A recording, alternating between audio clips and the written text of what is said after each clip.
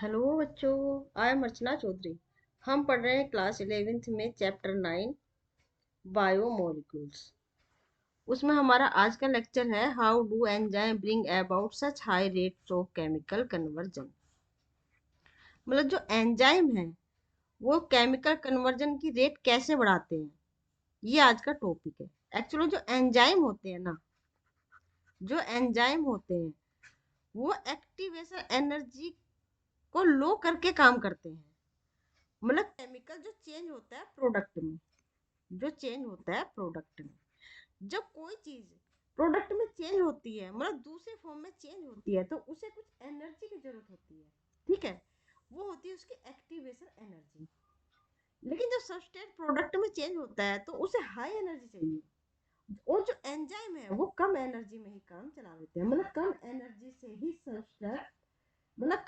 से ही substrate product में change आते हैं, इसे कहते हैं एक्टिवेशन एनर्जी। तो जो एंजाइम है ना वो एक्टिवेशन एनर्जी को कम करके काम करता है। ठीक है ना, पास एक फ्री एनर्जी होती है -273 केल्विन टेम्परेचर पे किसी भी मॉलिक्यूल के पास कोई एनर्जी नहीं होती है। ठीक है ना, मतलब उसके पास कोई फ्री एनर्जी नहीं होती है। लेकिन रूम टेम्परेचर पर एक मॉलिक्यूल दूसरे मॉलिक्यूल से टकराता है, मतलब उसमें कुछ एनर्जी है, काइनेटिक एनर्जी है, उसे बोलते हैं फ्री एनर्जी। ठीक है ना, तो किसी सबस्ट्रेट को किसी प्रोडक्ट में चेंज होने के लिए बहुत सारी एक्टिवेशन एनर्जी की जरूरत होती है, और एंजाइम उसी एक्टिवेशन एनर्जी को कम करके काम करता है, मतलब कम एनर्जी में भी काम हो जाता है। To understand this, we should study enzyme a little more. We have already understood the idea of an active site. ये एक्टिव साइट हमने देखा था, जैसे लोक और की होता है ना, ये लोक है। ठीक है, और ये की है उसकी, ये की है। तो हर लोग की अपनी एक की होती है जो इसमें फिट हो जाती है। मतलब अगर छोटे साइज की होती है तो उसके अंदर घुस तो जाती है, लेकिन वो काम नहीं करती है ना, वर्किंग नहीं होती है। तो मतलब इसके साइज की ही की इसमें काम करती है, मतलब ये होती है एक्टिव साइट। मतलब पूरे लोक में हर जगह एक्टिव साइट थोड़ा ही ना है, क्योंकि ये चाबी के हर जगह फिट हो जाएगी नहीं। इसके लिए एक की होल होता है ना, एक की होल होता है प्रॉपर, वहीं पे ये चाबी जो है फिट होती है, मतलब ये इसकी एक्टिव साइट है।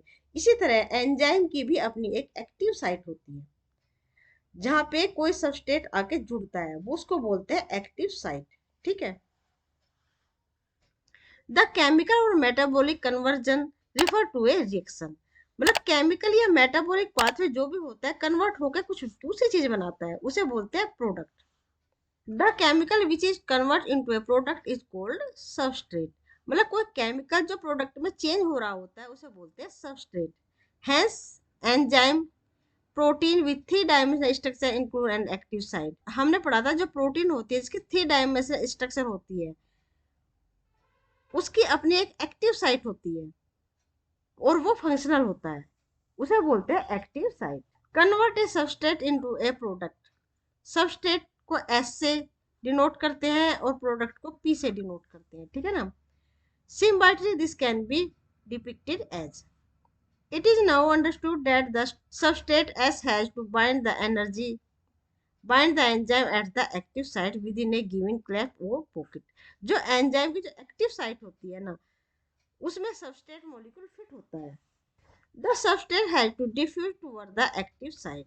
जो सबस्ट्रेट है वो एंजाइम की एक्टिव साइट पे डिफ्यूज होता है। ठीक है ना, एंजाइम, और चेंज आता है प्रोडक्ट में। लेकिन जब सबस्ट्रेट एंजाइम की तरफ मूव करता है तो एक ट्रांजिट, मतलब बदलने वाली एक पोजीशन, एक स्टेट बनती है, उसको कहते हैं सबस्ट्रेट एंजाइम कॉम्प्लेक्स। लेकिन ये अनस्टेबल होता है, थोड़ी देर के लिए बनता है, इसमें कुछ केमिकल चेंज होते हैं, मतलब कुछ बॉन्ड टूटते हैं, कुछ बनते हैं। उसके बाद जो एंजाइम है ना ये तो रिलीज हो जाता है और ये सबस्ट्रेट बन जाता है प्रोडक्ट में। क्योंकि जो एंजाइम है ना ये कभी भी यूज नहीं होता है, इसे तो बस काम करवाना होता है। ठीक है ना, बॉन्ड बनाने होते हैं आपस में, जैसे हमने ये देखा था ना, ये ये हमने देखा था ना, ये एंजाइम है। ठीक है, और जो ये है ना, ये है एक्टिव साइट, ये एक्टिव साइट है। ठीक है, जो ये एंजाइम है ये सबस्ट्रेट है, इनका हाथ मिलाने का काम करता है, मतलब ये इसको मिलवा रहा है ना।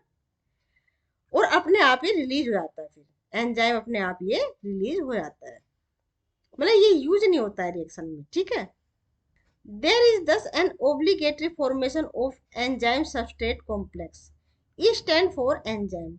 ई जो है ना वो एंजाइम को डिनोट करता है। This complex formation is a transit phenomena. मतलब ट्रांजिट क्यों है, क्योंकि ये अनस्टेबल है, ठीक है ना। ये चेंज हो जाना है, एंजाइम हट जाता है, दूसरा काम करता है, दूसरे रिएक्शन में यूज होता है ना। लेकिन एंजाइम स्पेसिफिक होते हैं, टाइप ऑफ रिएक्शन उनके अपने रिएक्शन के प्रति ये स्पेसिफिक होते हैं, मतलब एक स्पेसिफिक रिएक्शन को ही ये कैटालाइज करते हैं, ठीक है। During the state where substrate is bound to the enzyme active site, जहाँ पे एंजाइम सबस्ट्रेट से बाइंड होता है उसे कहते हैं एक्टिव साइट, है ना, ये हमने कई बार देखा।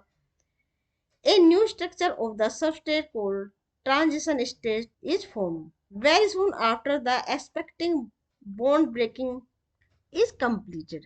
मतलब जैसे ही कुछ बॉन्ड में ब्रेकिंग होते हैं, दूसरे बॉन्ड बनते हैं, उसके बाद सबस्ट्रेट उससे रिलीज हो आता है और एंजाइम अपना दूसरी रिएक्शन में काम आता है। The product is release from the active site. जो प्रोडक्ट है ये एंजाइम प्रोडक्ट बना, वो रिलीज हो जाता है, उसे कहते हैं एंजाइम प्रोडक्ट, है ना। प्रोडक्ट से फिर ये एंजाइम फ्री हो जाता है। In other word the structure of the substrate get transformed into structure of the product. The pathway of this transformation must go through the so called transition state structure. इसको बोलते हैं transition state structure.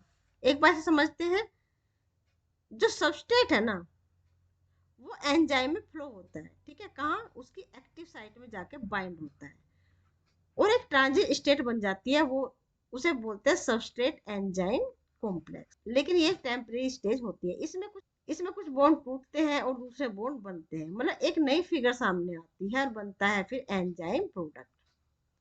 ये active site से release हो जाता है, वहां से जो एंजाइम जो है अलग हो जाता है और प्रोडक्ट अलग हो जाता है, ठीक है। ये भी एक टेम्परेरी स्टेट होती है और एंजाइम जो है दूसरे रिएक्शन में फिर इन्वॉल्व होता है।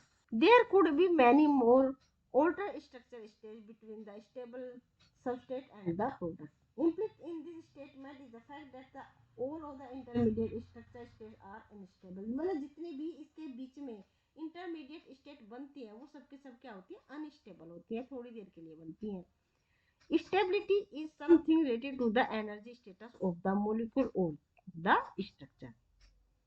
जो स्टेबिलिटी है ना किसी भी मॉलिक्यूल की, वो उसके एनर्जी के ऊपर डिपेंड करती है।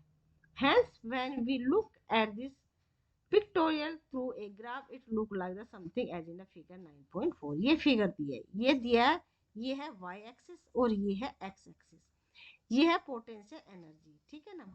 मतलब सबस्टेट की एक एनर्जी होती है, वो उसकी फ्री एनर्जी होती है जो कभी भी चेंज नहीं होती है, ठीक है, वो अपनी है उसकी। लेकिन उसको रिएक्शन करने के लिए कुछ ज्यादा एनर्जी की जरूरत होती है। मतलब सबस्ट्रेट को प्रोडक्ट में चेंज होने के लिए पहले इसकी इतनी एनर्जी चाहिए थी, मतलब बहुत ज्यादा चाहिए थी, मान लिया 100 चाहिए थी, 100 कैलोरी, ठीक है। और फिर ये बहुत कितने 35 मान लो, 35 कैलोरी एंजाइम की प्रेजेंस में। पहले बहुत सारी एक्टिवेशन एनर्जी होनी थी, पहले बहुत सारी एक्टिव एनर्जी चाहिए थी, मतलब रिएक्शन तो होनी है, वो होती है, लेकिन वो एनर्जी के ऊपर डिपेंड करती है, ठीक है ना। बहुत ज्यादा एनर्जी देके ही वो काम हो रहा था और प्रोडक्ट में वो चेंज हो रहा था। लेकिन जब एंजाइम प्रेजेंट होते हैं ना तो थोड़ी सी ही उसको एनर्जी देनी पड़ती है, ये वाली एनर्जी है ना, ये कम है, activation energy with enzyme. Enzyme के प्रेजेंस में इतनी सी एनर्जी देनी पड़ती है, जबकि एंजाइम जब नहीं होते जब बहुत सारी एनर्जी को देनी पड़ती है। The y-axis represents the potential energy content. The x-axis represents the progression of the structure transformation or state through the transition state। ठीक, इसको x-axis बोलते हैं ये वाली, है ना, और इसको बोलते हैं x-axis प्रोग्रेशन ऑफ रिएक्शन, मतलब रिएक्शन कैसे प्रोसीड कर रही है। You notice two things, the energy level difference between S and P, ठीक है ना। मतलब सबस्ट्रेट और प्रोडक्ट में एनर्जी लेवल का डिफरेंस है, यहाँ पे बहुत ज़्यादा एनर्जी है ना, सबस्ट्रेट की एनर्जी बहुत ज़्यादा है जबकि प्रोडक्ट की कम है।